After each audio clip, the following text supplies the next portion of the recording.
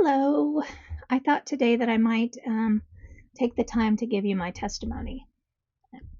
It's probably going to be pretty long, so I guess we'll get started. Okay, I'm going to start with a backstory so that you kind of understand how my family was. I'm going to start with my mother. She was from a Catholic home. Her mother did not want her. She was the oldest child. Her mother told her many, many times that she was the ugliest child she had, that she didn't want her, that she was stupid, that she couldn't do anything right. She would beat her with wooden spoons and uh, cords, wire hanger. One time she told me, my mother told me, that she was walking around with a pin in her mouth and her mother walked up and shoved it into her face, which went through her lip, and she told her that's why you don't walk around with pins in your mouth. And she had a scar there too. So, um, great mother, just great. When she was a teenager, her mother started telling her that she should put out so that she could get a man and get married because she was too ugly to find one anyway. So there's mom, okay? And when she was, I think she told me 14, she was out on the streets because her parents divorced. Her mother didn't want her, and her father, his new wife that he got, she didn't like mom or they didn't get along, something like that. So she was out on the streets at 14 and was living with friends. She finally had a friend who got her an apartment so that she could walk to work, walk to school, but she had a place to sleep and stay. She was mentally abused, physically abused, verbally. I mean, the woman was very mistreated. I completely understand that. We've had our ups and downs. She's recently passed away. She died on the 2nd of March this year. So, anyway, that's another story. My father, on the other hand, he grew up in severe poverty. His mother was a single woman. She had, let me see, Jim, Bob, Ray, Helen, Chuck. She had 5 kids. Um, couldn't stay married for whatever reason. And she worked in a diner. She had her own diner and she tried to constantly feed the homeless. She was a godly woman. Things just didn't work out for her well. She had a rough life too. I don't know her backstory, but I know what Dad told me. Anyway, and she would have different men around, trying having her next husband or boyfriend or whatever, and lots of them were very abusive. From what I understand, my father and his brothers and sisters were very unruly children, though, so he figures, they just couldn't handle it or something. But one of them told him to go get him a switch to beat him. And Dad came back with a little bitty stick like this big. So the guy went out and grabbed a thorn bush off of a, rose bush. He pulled off one of those and hit him over the back with it, drew blood. And Dad said he screamed and his mom was there in a flash and she beat the guy up and threw him out the door and told him never come back. So she did love her kids. She just was trying to live. They were lucky to have shoes. I mean, it was really bad. Okay, now, where was I? Oh my gosh, this ADHD. Anyway, when he was 10 years old, his mother died of cancer. He was put into foster homes. His family didn't want him. Nobody in the family came forward and took him. They never wanted that drama, him and his little brother Jim. The other 3 kids were old enough that they went out on their own. They didn't take them either. There was no family. I mean, you know what I mean? So he was very damaged to start out with as well. He was in and out of boys' homes. He was in and out of foster homes. He was very selfish. I don't know what exactly had happened to him in his life, but he definitely had a lot of issues. Well, they got married. My mother was 17 and he was 19. And they got married because basically she was out on her own on the streets and just had that little apartment, and she needed a place to go pretty much. And he was trying to make another girlfriend jealous, so he said, if you want to marry me, we'll get married this weekend. So they got married. Mom really truly loved him, and I think he grew to love her somewhat, but they should have never gotten married. Of course, then again, then I wouldn't be here talking to you. When I was born, my mother lived in Topeka. She was in an apartment. She had no phone. She had no air. She had a little bitty heater for heat in the winter.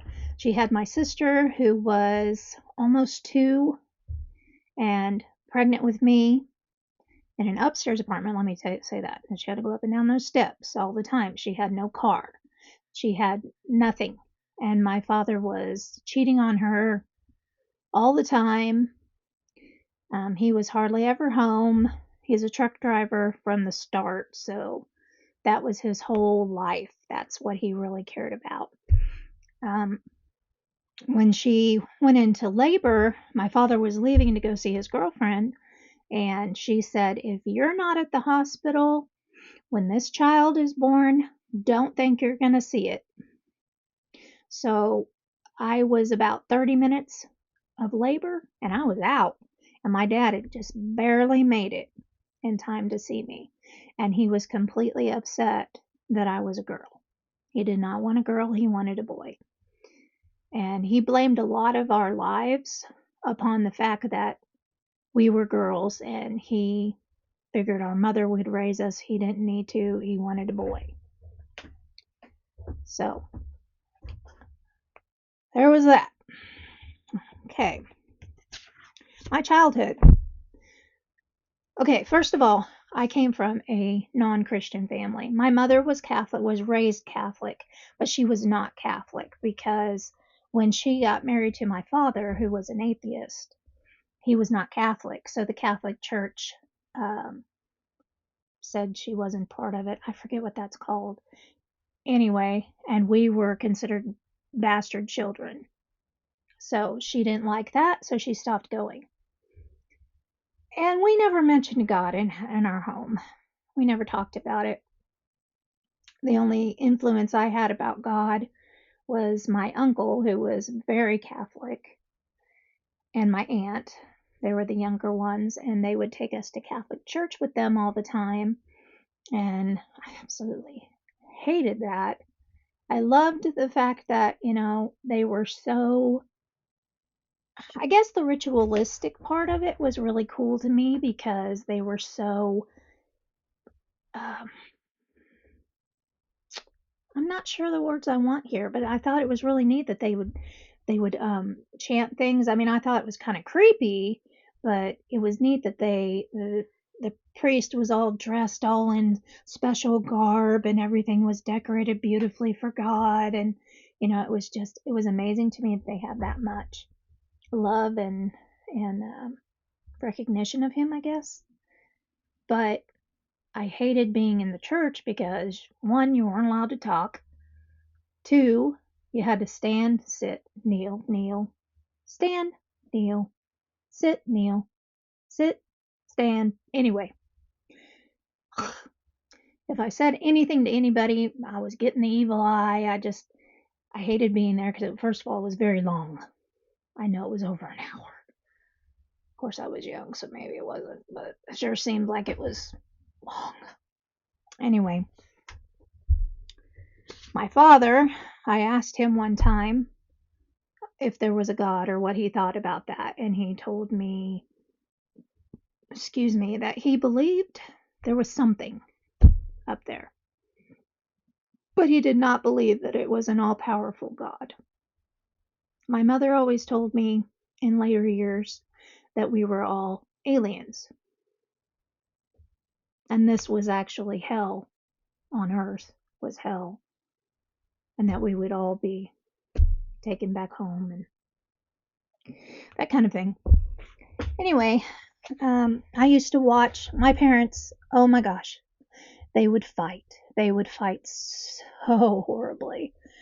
It was not mom and dad are yelling at each other again. It's they were screaming and throwing things and crying, and well, mom was crying and throwing things. Anyway, you hid because there was always a chance that something was going to fly at you and hurt you. So when dad was home, we kind of stayed in our rooms most of the time. We shared a room always. My dad, the whole reason they fought was my dad was selfish. My dad was he cheated on her all the time. He was adulterous. He was addicted to gambling. We had no money. He worked as a truck driver and he made really good money, but we didn't see that money. Nevada saw that money more than anybody. And when he was home, he would go play cards and gamble that way. I remember sleeping in the car under a bridge in Topeka in the bad side of town with my sister one night while he played cards in some shady building. We were outside in the car sleeping, trying to, in this bad area. I remember that all night. And there was another time that he had me stay at his friend's house. This guy that he knew, he had me stay with them while he played cards all night, and I didn't even know these people. And their dogs, every time I moved, their dogs were trying to bite me because I'm a stranger.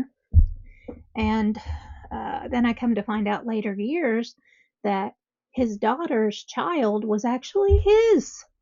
Oh yeah, that was a safe place. Anyway, we had nothing, like I said. We were lucky to have food.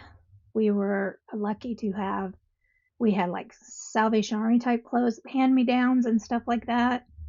We barely had anything. We were lucky if we had lights or gas, or it just depended. Mom ended up having to go to work. My father always told her, my wife's not going to work.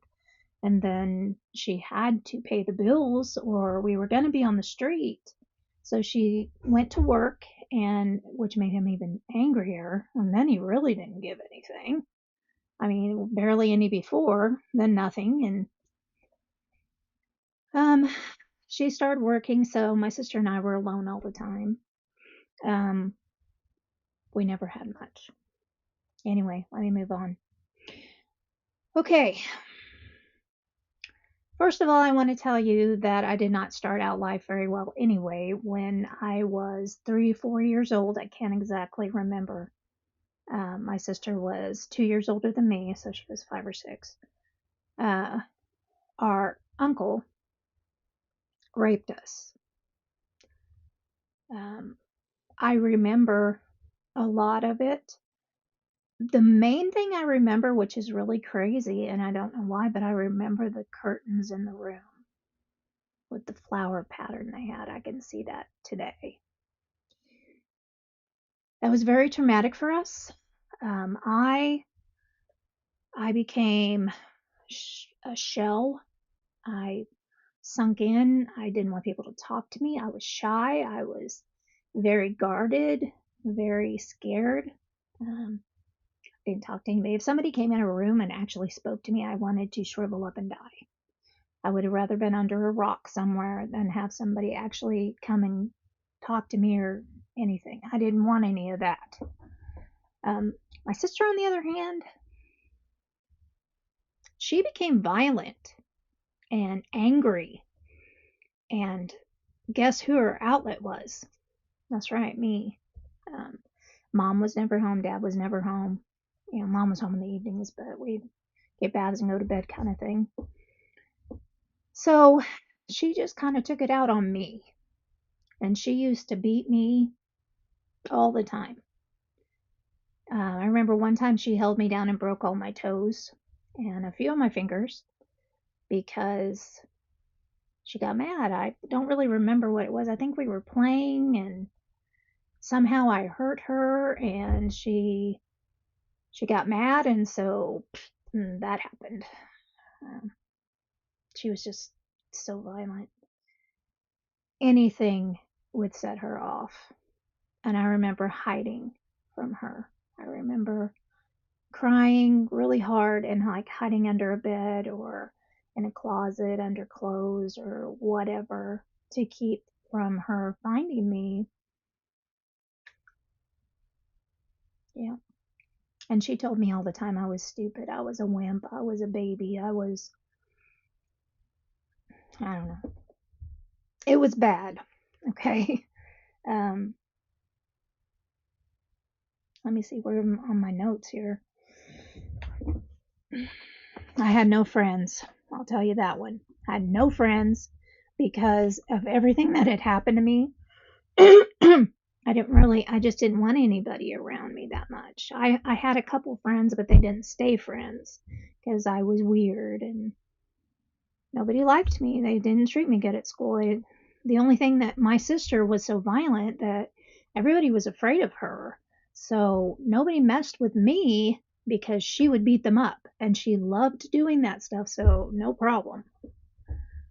Um, okay, we're going to move forward to when I was 8. My father was adopted by a lady who had known him and his family since he was a little boy. So she adopted him when he was 34. I loved this woman. I absolutely loved her. She was my saving grace. I would go to her house, and that was my sanctuary. She watched out for me. She was my best friend, my only friend, really. And sorry. She was very godly. She had the gift of healing, which I did not understand very much. But I had earaches, and she would put her hand on my ear, and her hand would get all puffy, and the pain would go away. And I remember thinking, wow, wow, how is she doing this? But she would do that. She also made her own medicines and stuff too. But anyway, I spent all my time at her house. You can imagine. All the time I could, I spent with my Grandma Kay. I loved her so much. She was exactly what I needed. And then she started dating. She found her a man and was dating him for a while, and before we knew it, she was engaged. So I was introduced to him. I remember the first time I met him, he said, "Can I have a hug?" And I hugged him, and he like started talking to me, and I remember my grandma and my dad kind of walked away and was talking about something else, and he kissed me right on the mouth. And I like pulled away, and I thought, what was that? But I mean, it felt wrong, but I don't know. I think it was the affection. I was lonely or something. I don't know. I just let it be. I didn't say anything. It was fine, whatever. This has always been my life. Everything's fine, whatever. I'm still that way in some sense. You could ask Margaret, my best friend, if you want. Anyway, stop. Then, the second time I went, he found a way to get me alone and he molested me. And then after that, me spending all the time I could with my grandma instead of being in my toxic house, he kept on finding ways. And I got to where impossible to avoid him anymore. So I stopped going to my grandma's. That was horrible. I didn't have her anymore because of him. Came to find out shortly after that incident that he was sent to jail for raping another granddaughter that he had. But anyway, this happened to me, and I went to my mother, and I told my mother, Mom, he touched me, he had me do some things, and she basically ignored me and said I was lying. She just let it go. So I knew I didn't have that. I couldn't tell my mother. She wouldn't listen to me. Dad wasn't around. There wasn't anybody else. So I just stopped going. A little bit later, probably a month or so after that, we moved away. We moved up to Atchison area, and I started going to school up here. I had a friend when I was 12 who invited me. Look at my notes. She invited me to go to church camp, all paid for church camp. And I thought, yeah, sure, I want to do that. Yeah. So I went, and I found salvation there. And it was amazing. It was so difficult to explain, and I know that a lot of you know exactly what I'm talking about. The joy that I felt, I was exploding with joy. So much joy that I was bawling over this joy, this beautiful thing that happened. But church camp ended. Where do I go? Back home to the chaos. I didn't have a teacher. I didn't have a church. I didn't have an example. What happens when that happens? Depression, alcohol, drugs, parties, dating at 13. Yeah. I attempted suicide 3 times as a teenager, young teenager. I was probably, 15. Attempted suicide.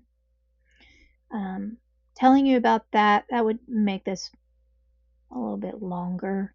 So I think I'll just say it didn't work. Like you didn't know that. My dad disappeared. He ran off for almost a year. We didn't know if he was dead or alive or anything. And when he left, our landlord tore the house down around us because we couldn't get out, fast enough. We were trying to move, and we just weren't fast enough for him. So he started tearing the walls down around us, and a lot of our things had to be left there, like a big freezer and, things that were important, but we didn't have anyone to move them. So I thought that was really great. We moved into a really junky house. That one wasn't the best either, but the next one was worse. Okay. I became a single mother at age 18. Yeah, I don't recommend that. I love my baby. I love all my babies, but that was not the best thing to be doing. I was craving love. I was craving a family. I had that void all of my life. So I really wanted it. And I thought if I had a child that I'd have something that loved me and that I could love.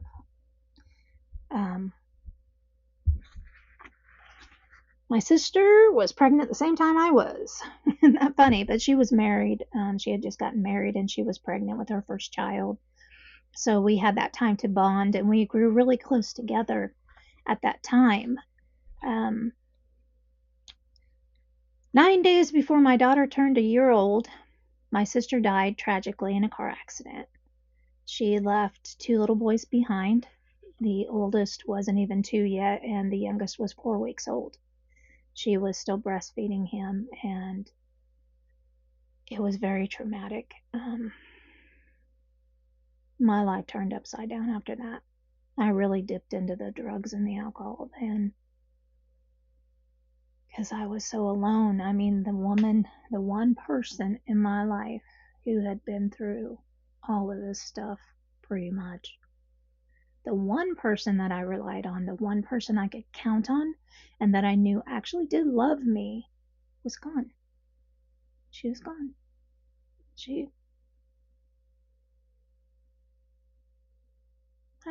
I was really alone then.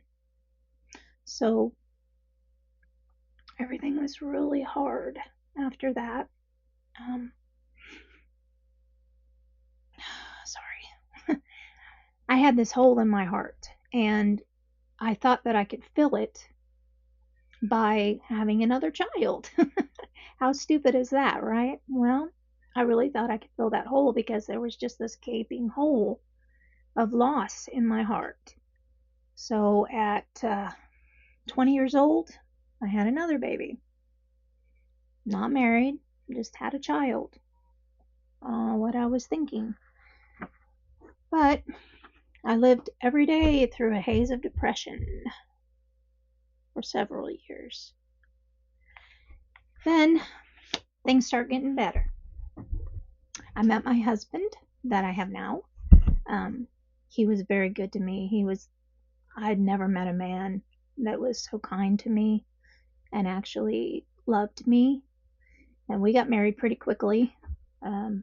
He adopted my girls. We had a son. I went to school and became an LPN. And I'm renewed in Christ now. I believe that my LPN life was all God, because there were many instances that I could talk about that I know it was Him, but I'm not going to elaborate on that right now because that's not what I'm doing. Stop it. I met Margaret, my very best friend and sister in Christ. She's everything to me. She has been so good to me all my life that I've known her. She and I went to Joyce Meyer conference that was going on because we happened to both like her at that time when we met, and we got renewed in Christ there. We, rededicated our lives to God, and we started Facebook ministries. We started studying. We went to classes online to become a minister. Then we found Christian Leaders Institute, which is what we're taking now, and I've already become a field minister, and I am ordained.